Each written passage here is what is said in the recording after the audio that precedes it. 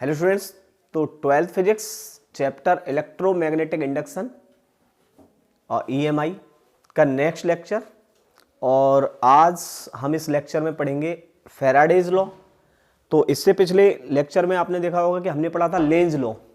ठीक है भाई, इससे पहले हमने क्या बताया था, इलेक्ट्रोमैग्नेटिक इंडक्शन होता क्या है। इलेक्ट्रोमैग्नेटिक इंडक्शन होता है कि जब भी कभी किसी कंडक्टर के अंदर मैग्नेटिक फ्लक्स चेंज हो तो उसमें एक ईएमएफ इंड्यूस होता है, और अगर वो conductor in the close loop हो तो उसमें एक करंट इंड्यूस होता है, जिस करंट का नाम होता है इंड्यूस करंट। ठीक है, तो ईएमआई उसी से चलता है, इलेक्ट्रोमैग्नेटिक इंडक्शन आता है। तो जब इस प्रकार से अगर इंड्यूस करंट प्रोड्यूस होता है तो हमारे पास दो एस्पेक्ट थे। फर्स्ट, डायरेक्शन ऑफ करंट, भाई करंट की डायरेक्शन क्या होगी, कैसे फाइंड कर पाएंगे। और सेकंड था मैग्नीट्यूड ऑफ करंट। तो डायरेक्शन ऑफ करंट तो हमने निकाला लेंज लॉ से। लेंज लॉ बताया था हमने आपको, उसके क्वेश्चंस भी कराए थे, तो आपने आप वो लेक्चर देख सकते हैं। लेंज लॉ कि direction of induce current always oppose by which it produce, यानी इंड्यूस करंट की डायरेक्शन ऑलवेज उसी का अपोज करती है जिसके कारण वो खुद प्रोड्यूस हुई हो। तो हमने वो आपको क्वेश्चंस करके दिखाए थे। उसके बाद जो हमारा सेकंड बचा वो बचा मैग्नीट्यूड। तो आज हम सीखेंगे कि करंट का मैग्नीट्यूड कैसे निकालेंगे। तो वो किसने बताया, वो बताया हमें फैराडे ने। तो फैराडे गेव टू लॉ। ठीक है, फैराडे ने टू लॉ दिए, तो हम दोनों को आज एक्सप्लेन करते हैं यहाँ पर। फर्स्ट लॉ क्या है, सेकंड लॉ क्या है, और उसके बाद अच्छे अच्छे क्वेश्चंस लगाएंगे इसमें, ताकि आपका ये कंसेप्ट पूरा क्लियर हो जाए। तो स्टार्ट करते हैं आज का लेक्चर। चलिए, तो आज पढ़ते हैं हम ईएमआई का फैराडेज लॉ।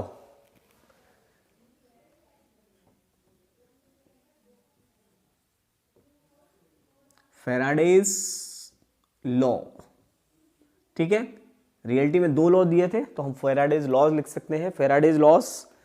तो फैराडे ने दो लॉ दिए हैं। अगर हम बोले फर्स्ट लॉ क्या है, ठीक है, तो फर्स्ट लॉ फैराडे में क्या बोला था,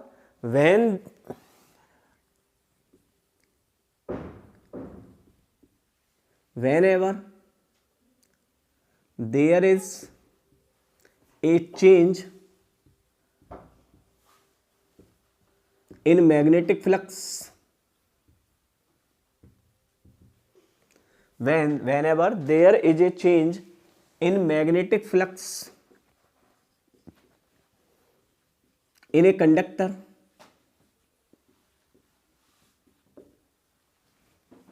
ठीक है, an EMF induce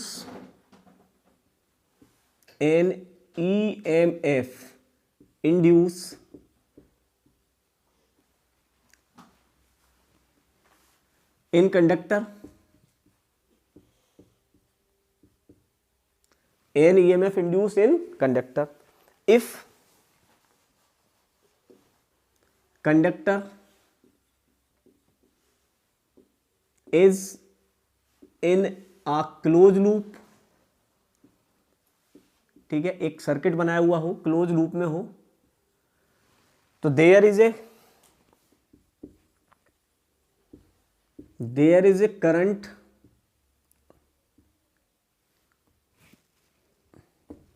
induce in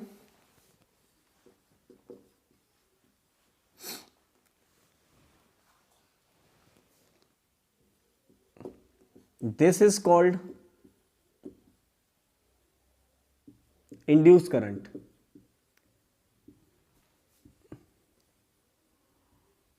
ठीक है, तो क्या बताया था फैराडे ने, फर्स्ट बताया था कि whenever there is a change in magnetic flux, यानी जब भी कभी मैग्नेटिक फ्लक्स में चेंज हो तो कंडक्टर के अंदर एक ईएमएफ इंड्यूस हो जाता है। ठीक है, एक कंडक्टर के अंदर एक ईएमएफ इंड्यूस होगा if the conductor is in a close loop.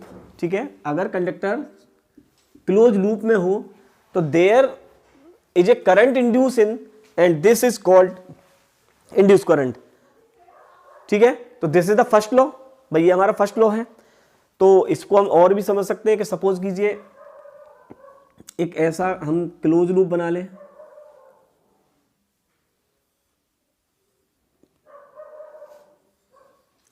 ठीक है, ये एक क्लोज लूप हो गया, और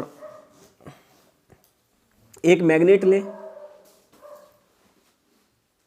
और मैग्नेट को ऐसे मोशन दे दे, तो हम इसको बोल सकते हैं whenever there is relative motion between coil and conductor,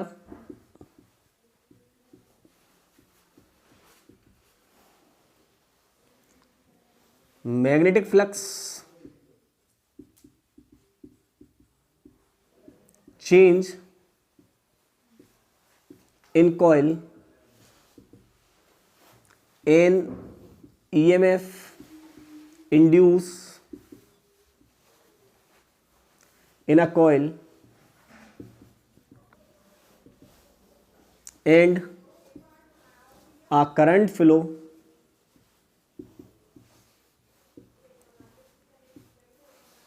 in the coil,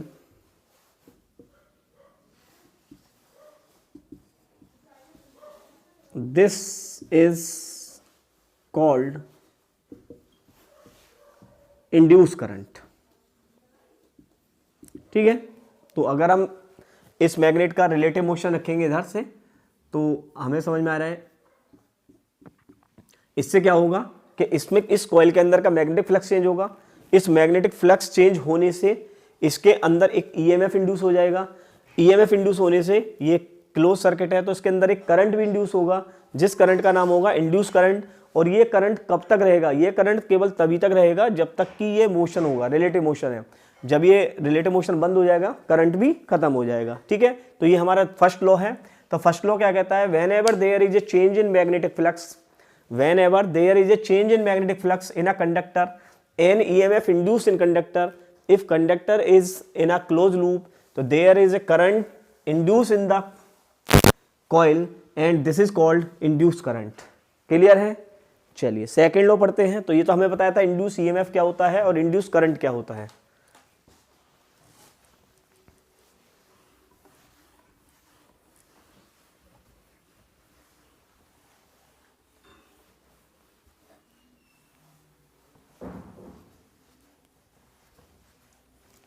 तो ये था हमारा इंड्यूस ईएमएफ। तो सेकंड में जो बताया है, जो फैराडे का सेकंड लॉ है,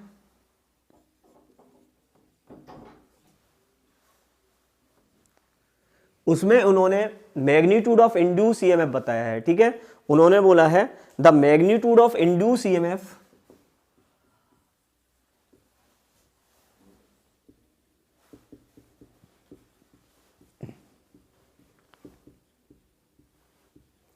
induced EMF is directly proportional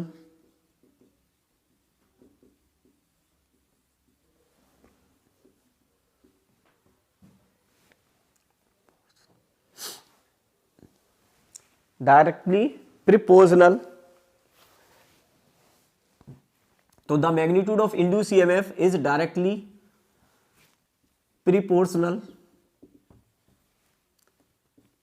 to the rate of change of flux। कौन सा फ्लक्स? Magnetic flux.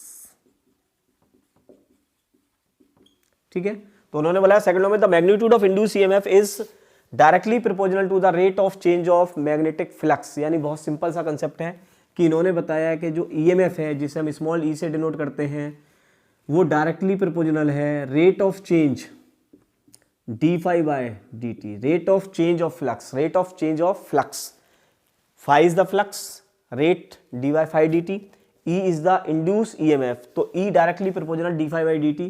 तो उन्होंने बोला जो ई है, इसको हम अगर मैग्नीट्यूड में निकालेंगे तो हम इसे लिखेंगे d phi by d t, E equals to d phi by d t. और हम इसको ऐसे भी लिख सकते हैं कि ई इक्वल्स है minus d phi by D t. यहां पर जो नेगेटिव साइन क्या इंडिकेट कर रहा है? तो negative sign indicates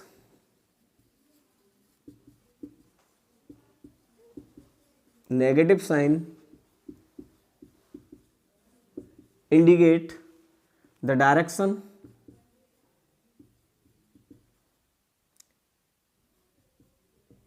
of EMF। ठीक है, ये उसके अपोजिट होता है, यानी चेंज ऑफ फ्लक्स के EMF उसके अपोजिट होता है, क्योंकि आपको पता है कि EMF का क्या काम है, EMF का काम है चेंज का अपोज करना। भाई EMF का काम है चेंज का अपोज करना। अगर अपोज करेगा तो नेगेटिव साइन रखेगा, सपोर्ट करेगा तो भाई सेम साइन रखेगा। सेम साइन का मतलब सपोर्ट होता है, अपोजिट साइन का मतलब होता है अपोज करना है। तो EMF को क्या करना है, अपोज करना है। वो नहीं चाहता कि चेंज हो। भाई EMF क्या चाहता है, EMF चाहे नहीं चाहता कि चेंज हो, तो इसलिए वो नेगेटिव साइन इंडिकेट करता है। तो E equals to minus d∅/dt, या फिर हम इसे लिख सकते हैं E is equal to d∅/dt। बहुत सिंपल सा कंसेप्ट है। तो ये सेकंड लॉ है। अगर हमें सेकंड लॉ में, सेकंड लॉ क्या बताता है, सेकंड लॉ बताता है मैग्नीट्यूड ऑफ EMF। बहुत सिंपल सा टर्म्स याद रखें बस। फर्स्ट लॉ क्या बताता है, फर्स्ट लॉ EMF के बारे में बताता है कि EMF कैसे इंड्यूस होता है, और EMF के इंड्यूस होने से उसके अंदर करंट इंड्यूस हो जाता है। ठीक है। और सेकंड लॉ क्या बताता है, सेकंड लॉ बताता है उसका मैग्नीट्यूड, कि अगर हमें EMF का मैग्नीट्यूड निकालना है तो क्या होगा, तो वो होता है the rate of change of flux, rate of change of flux, यानी E equals to d∅/dt, E equals to d∅/dt। Clear है। चलिए, तो ये कंसेप्ट क्लियर हुआ यहाँ तक। आपसे बोला जाए, अब यहाँ से अगर हम क्वेश्चंस कर लें, भाई फैराडे के बस दो ही लॉ हैं, सिंपल लॉ तो दो ही हैं। एक में उन्होंने इंड्यूस EMF के बारे में बताया है, और सेकंड में किसके बारे में बताया है, magnitude of induce EMF। Clear. तो अगर हम तो हम यहाँ पर एक क्वेश्चन कर लेते हैं कि अगर मैग्नेटिक फ्लक्स दे रखा है हमें 2t² plus 3t plus 4, 2t² plus 3t plus 4, तो आपसे पूछा find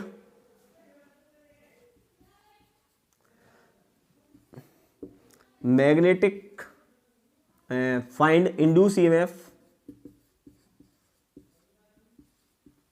find induced EMF in a coil at t is equal to 2 second. ठीक है। तो ये किसी कॉइल में फ्लक्स था 2t² प्लस 3t प्लस 4, आपसे पूछा find induce EMF in a coil at t is equal to 2 second. तो बहुत सिंपल क्वेश्चन है। क्या फॉर्मूला है E का, E का फॉर्मूला है d∅/dt, d∅/dt। तो d∅, ये क्या है फाई, तो इसका कर ले डिफरेंशिएट्स। भाई फाई की वैल्यू क्या गिवन है आपको, फाई की वैल्यू गिवन है 2t² 3t प्लस 4। तो क्या हम इसका d∅ निकाल सकते हैं, तो इसका d∅ निकलने का मतलब है क्या, डिफरेंशिएट करना पड़ेगा। तो t² का डिफरेंशिएट करें, भाई t के टर्म्स में करना है, dt, d∅/dt निकालोगे ना, तो उसका d∅/dt, तो d∅/dt t के टर्म्स में इसका क्या करना है, डिफरेंशिएट। तो t² का डिफरेंशिएट क्या होता है, 2t, 2 2 जा 4t, t का डिफरेंशिएट 1, तो दैट इज 3, और 4 का हो गया 0। तो हमारे पास d∅/dt आ गया, दैट इज 4t प्लस 3। अब हमसे क्या कह रहा है, t की वैल्यू क्या रखनी है हमें यहाँ पर, t की वैल्यू 2 सेकेंड रखनी है। तो t के प्लेस पर 2 सेकेंड पुट कर दें, तो हमारा जो E है वो आ जाएगा 4 × 2 + 3, दैट इज 4 2 जा 8, 8 और 3 11। तो दिस इज द EMF 4 2 जा 8 + 3 11 वोल्ट। क्लियर है। तो ये है हमारा कंसेप्ट, बहुत सिंपल से कंसेप्ट है। फैराडे के लॉ क्लियर हो होंगे। अभी हम और क्वेश्चन कर लेते हैं ताकि आपके फैराडे का लॉ बिल्कुल क्लियर हो जाए।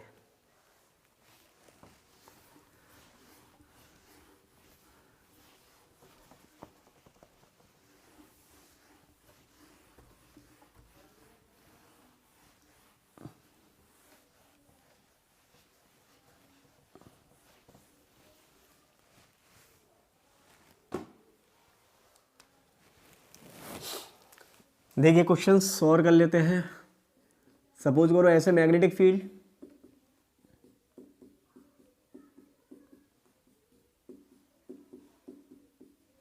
इसके अंदर एक लूप जिसकी रेडियस r और रेजिस्टेंस r, ठीक है, रेजिस्टेंस स्मॉल r ओम और रेडियस मान लें हम r, और जो मैग्नेटिक फील्ड है वो वेरिएबल है। तो B is equal to B0t², जो मैग्नेटिक फील्ड है वो है B is equal to B0t²। तो हमसे पूछा कि इसमें EMF फाइंड करें, find the EMF of this coil, find EMF।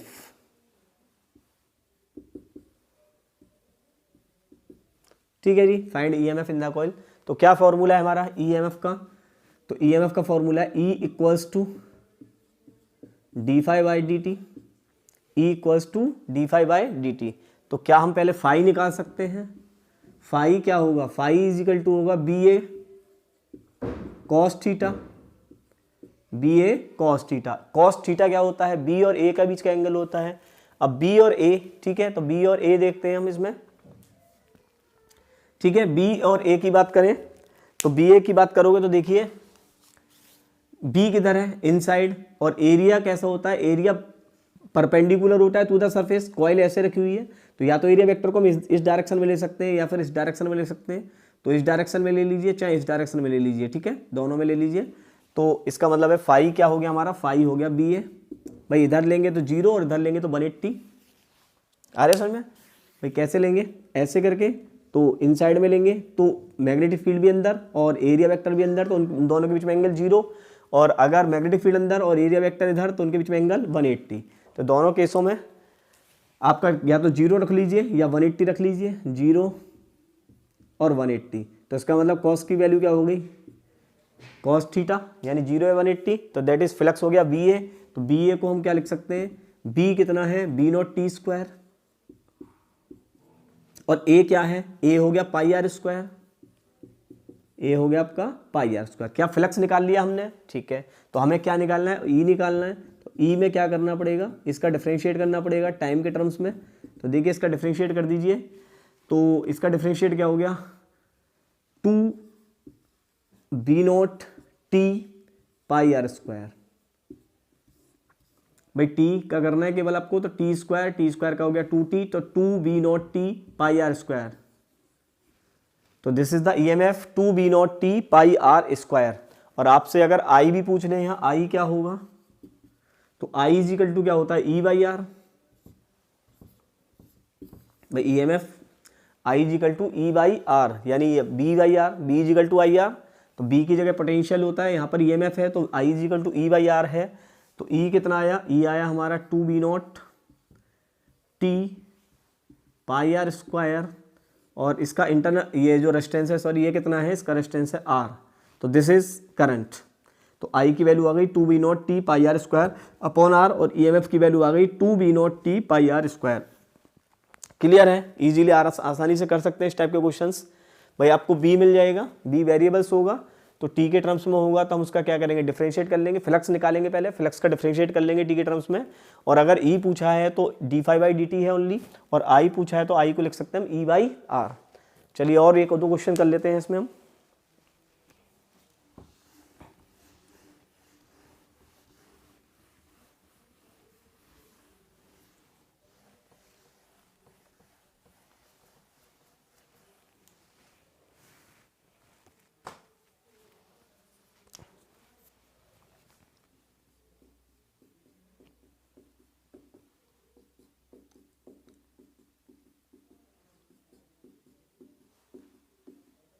ठीक है, ऐसे मैग्नेटिक फील्ड, इस मैग्नेटिक फील्ड में रखा हुआ है एक लूप जिसकी रेडियस हम आर मान लेते हैं फिर, और इसका रेजिस्टेंस मान लेते हैं स्मॉल आर। ठीक है, और मैग्नेटिक फील्ड को मान लेते हैं हम B is equal to B naught T cube. ठीक है, कुछ भी मान सकते हैं। V is equal to B naught T cube. आपसे पूछा कि एक तो आपको फाइंड करना है इसमें, फाइंड EMF, करंट यानी इंड्यूस करंट I निकालना है, E by r, and charge phloem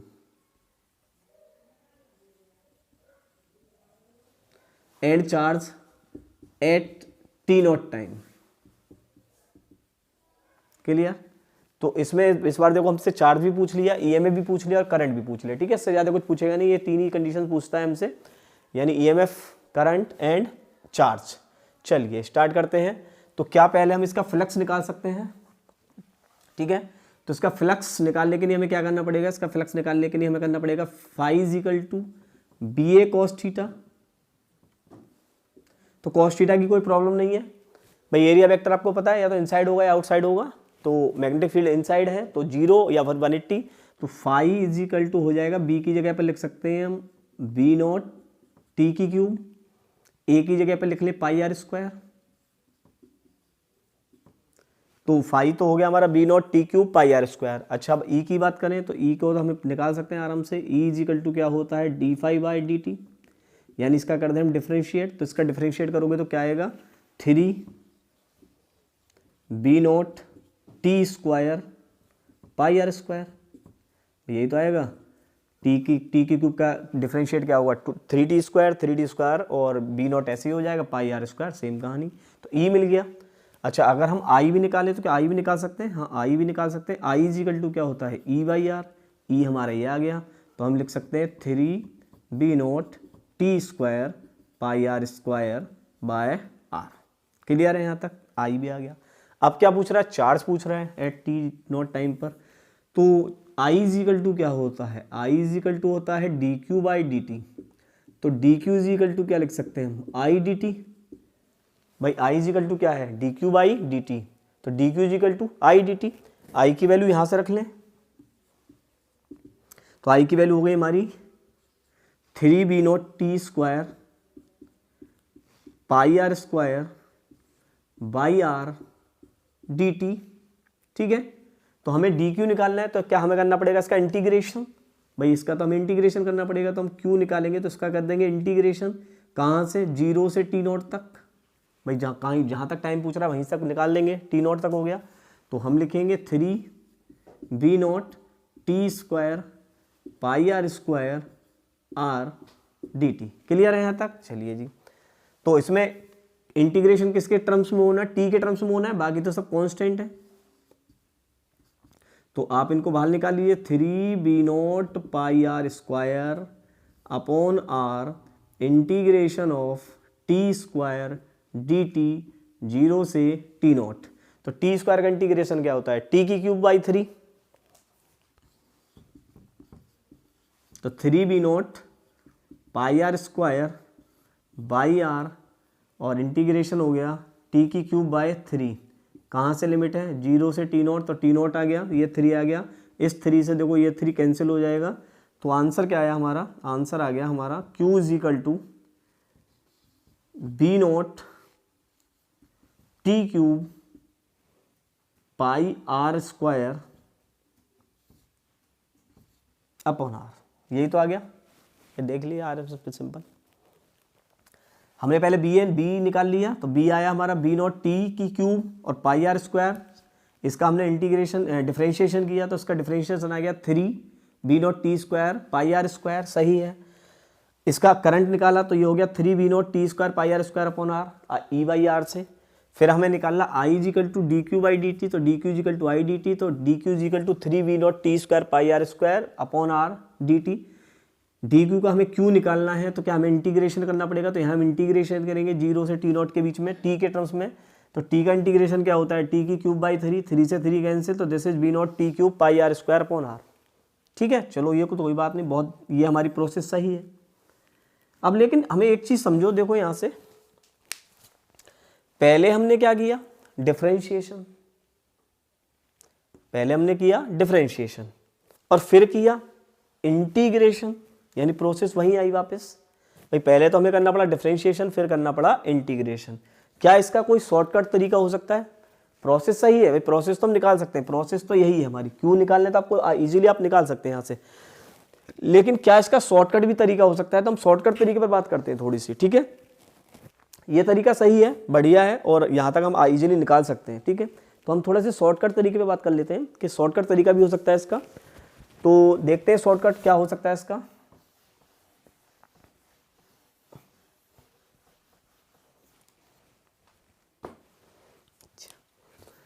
shortcut में देखिए कि अगर हम बात करें इंस्टेंटेनियस, तो इंस्टेंटेनियस क्या लिखेंगे हम? D phi by t t. और आई इंस्टेंटेनियस लिखें तो आई इंस्टेंटेनियस, तो I equal to E by R होता है, तो d phi by D t into 1 by R लिख सकते हैं। भाई E equal to d phi by D t और I equal to E by R, तो simple d phi by D t और इंटू 1 बाई आर। सही है। अच्छा अगर हम ई एवरेज लिखें तो ई एवरेज लिखेंगे delta phi by delta T, और आई एवरेज लिखें तो आई एवरेज लिखेंगे delta phi by delta T into 1/r, लिख सकते हैं ऐसे। अच्छा, आई एवरेज को अगर हम क्यू के टर्म्स में लिखें तो क्या लिखेंगे? आई एवरेज का मतलब होता है Q total into delta T. भाई कितना क्यू फ्लो हुआ कितने टाइम में, तो आई एवरेज का देखिए Q total upon delta T, और आई एवरेज का equal to delta phi by delta T into R. अगर हम इन दोनों को कंपेयर कर लें यहाँ से तो हम लिख सकते हैं Q upon delta T is equal to delta phi upon delta T 1/r, delta C से डेल्टा टी कैंसिल हो गया, तो क्यू का जो फॉर्मूला हो गया वो हो गया डेल्टा फाई बाई आर। क्या ये डायरेक्ट फॉर्मूला हो गया डेल्टा फाई बाई आर? अगर हमें चार्ज निकालना है तो क्या हम चेंज ऑफ फ्लक्स और अपॉन आर से डिवाइड कर दें? भाई अगर हमें डायरेक्टली चार्ज निकालना है तो हम मतलब आई को ना निकालें और फिर उसको इंटीग्रेशन ना करें, तो ऐसा भी पॉसिबल है। Delta phi by R, delta phi तो हम डायरेक्टली निकाल लेंगे। डेल्टा फाई का मतलब है क्या है? Change in flux. Change in flux का मतलब है final flux minus initial flux. तो हम देखते हैं यही आंसर आता है नहीं आता, तो ये शॉर्टकट है हमारा।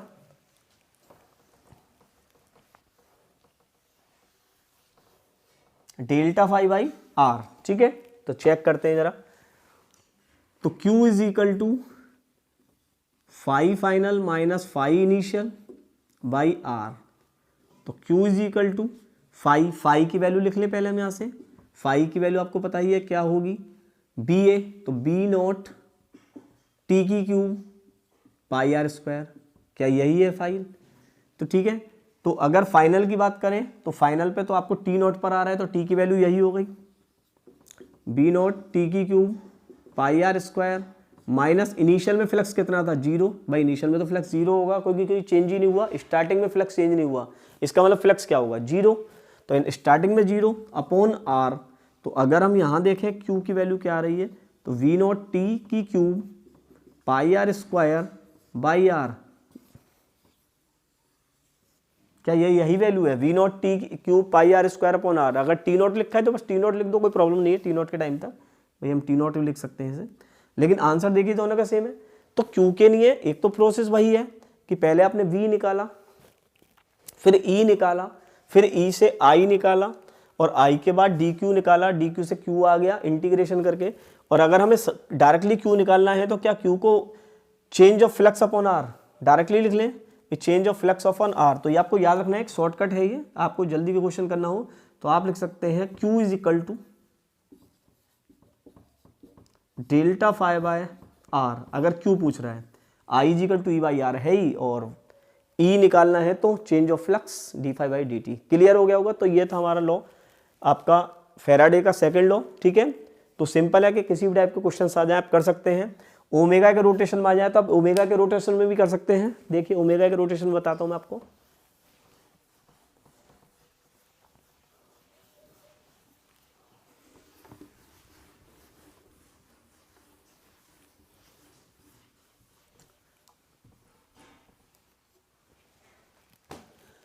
देखिए ये सेम कॉइल, बी की value B naught T square, और इस बार ये ऐसे रोटेट हो रही है, सपोज करो ओमेगा से, ठीक है। तो इसका फ्लक्स क्या होगा, इसका फ्लक्स लिख सकते हैं हम, और v की वैल्यू वी नॉट ही मान लीजिए चलो। तो b की वैल्यू वी नॉट और ओमेगा फ्लक्स चेंज हो रहा है, इस बार ओमेगा इसका रोटेशन चेंज हो रहा है। तो हम क्या लिख सकते हैं, phi is equal to B A cos theta, ठीक है। तो phi is equal to B naught A की जगह लिख ले पाई आर स्क्वायर, और कॉस थीटा क्या है कॉस ओमेगा टी। भाई थीटा इज इक्वल टू क्या हो जाएगा ओमेगा टी। कितना रोटेशन हुआ ओमेगा, कितने टाइम के लिए टी के लिए, तो थीटा की वैल्यू क्या हो गई ओमेगा टी। क्लियर है। तो E इज इक्वल टू क्या हम फ्लक्स निकाल सकते हैं यहाँ से D phi by D T. तो हमें क्या करना पड़ेगा, इसका डिफरेंशिएट करना पड़ेगा। इसका डिफरेंशिएट कर सकते हैं हम, तो इसका डिफरेंशिएट हो जाएगा v naught pi are square और cos omega t. Cos omega t का डिफरेंशिएशन क्या होगा omega sine omega t. Omega sine omega t आ सकता है भाई। कॉस का डिफरेंशिएट क्या होता है ओमेगा साइन ओमेगा टी। ठीक है, मोड में निकालते हैं तो साइन की कोई टेंशन नहीं है यहाँ से। तो V naught pi are square omega sine omega T, clear है। तो ई की वैल्यू आ गई V naught pi are square omega sine omega T. अगर ये टर्म्स कांस्टेंट मान लें, ठीक है, यहाँ से कांस्टेंट, इसकी हम वैल्यू रख लेते हैं, जो आगे टर्म्स होगा तो हम इसको बोलते हैं E is equal to E naught sine omega T, E is equal to E naught sine omega T, clear है। तो ये अभी आगे टर्म्स जब एसी पढ़ोगे तो आप उसमें ईएमएफ पढ़ोगे, तो ईएमएफ की जो वैल्यू आएगी वो आएगी e is equal to E naught sine omega t, और आई की वैल्यू आएगी i is equal to i naught sine omega T. अगर हम इसका आर भी मतलब आई निकालें तो e naught by r, e naught by r को हम आई नॉट बोल देंगे, तो वहां पर हमारा करंट हो जाएगा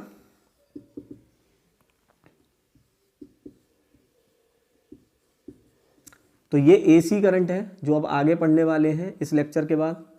ऐसे चलता है, टर्म्स चेंज होता रहता है, ठीक है। तो ये था हमारा फैराडे लॉ का जो कंसेप्ट, जो आपको क्लियर हो गया होगा। बस दो लॉ हैं, आपको याद रखना। फर्स्ट लॉ बताता है इंड्यूस्ड ईएमएफ के बारे में, और सेकंड बताता है उसके मैग्नीट्यूड के बारे में, क्लियर है।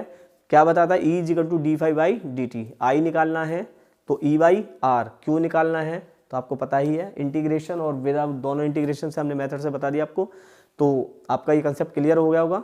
और नेक्स्ट लेक्चर में मिलते हैं हम इसके नेक्स्ट लेक्चर के साथ, ठीक है। जो भी इसका नेक्स्ट लेक्चर आएगा उसके साथ हम मिलते हैं। तो जुड़े रहें चैनल के साथ, लाइक करें, सब्सक्राइब करें। All the best.